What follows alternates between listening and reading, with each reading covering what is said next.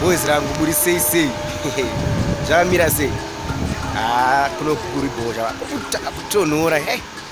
hati majoka tiripo tikukukwanisa mese muri sei takubasa manje takuchita zvekusenza ndikona vanhu vese vari pavo tapa basa boys moziva pane kanyaya kamwana unoziva kuti pane mumwe munhu kuti unoziva ka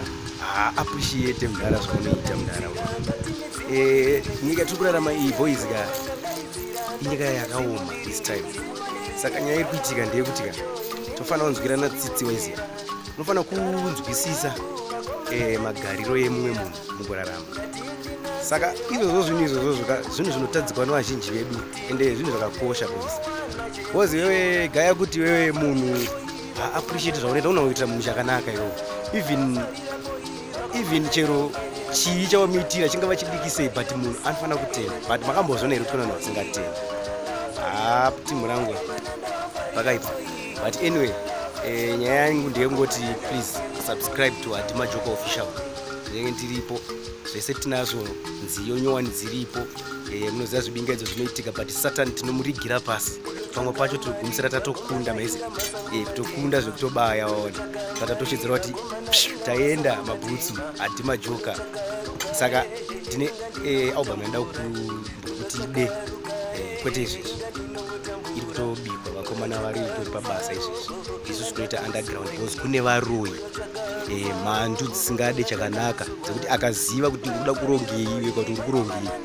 anokuvhiringidza unoziva saka zvinhu kana tichizviita tauri tinongowere kana tangoita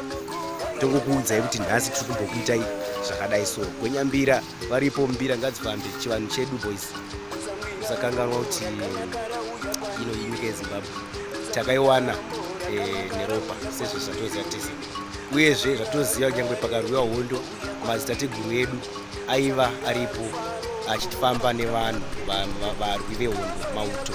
ari mujinga nyangwe vanga vasingavaoni nekuti chivanhu chakagara chiriko kukumbira kuriko kutokumbira pasi pemhacha kuya kutoriko iko kuya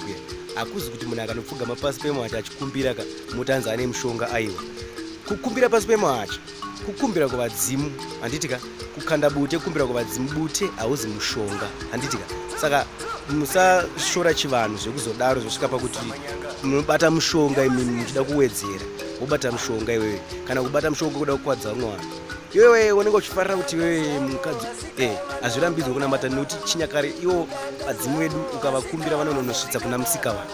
which means vanhu ava kava zvinhu zvimwe chete but inzira dzakangosenedze kuenda nadzo saka zvese zvinhu izvozvo hazviraswe nekuti tazodai aiwa hatingashanduki nekuti tazopfumvudza nababa majesu so anyway guys ngatirespecte chivanhu chedu handiti tione kuti zvinhu zvitifambire zvakanaka zveshuwaka mamwe matambudziko atiri kusangana nawo ka chinyakare takachirasa tobva taenda kubhaibheri hatisi kurigona kuribata zvakanaka nekurinzwisisa vamwe vari kusandura bhaibheri saka zvinoda bhaibheri tiri kukoniwa kutsika dzedu takarasha kare vakadaro komazuva vazhinji vanhu vari kutamba namwari zvinhu ndo zvimwe zviri kutikwesa kuti titambure ngatisablame anyone kana kublama anybody vanhu vari kubata mishonga ndikudaro ndo zvandiri kutaura vanhu vari kubata mishonga vada kukuwadzana izvozvozvo zvinhu zvakashata hatizvide ngatingorambe tichikumbira kune vadzimu vedu namwari vanotipa tikapfugama vanokwanisa kuita zviso zvematare vese vembira chindokukumbira yana gonyambira nana manjuzu mese muri koko ndokukumbirai kana muchiminzwa ngatiitei kuti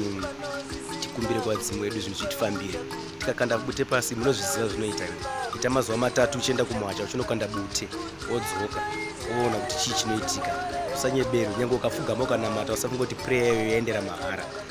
kunamata kwaona kutoita ikoko zvinenge zvatorekodwa kudenga mwari ari musoro kudenga anotirwira otipa zvatinenge takumbira tiri kumutenda nekumugonera kwatinenge tichiita kwete kubata mishonga hama dzangu Hadima Joka Official please subscribe to my YouTube channel Hadima Joka Official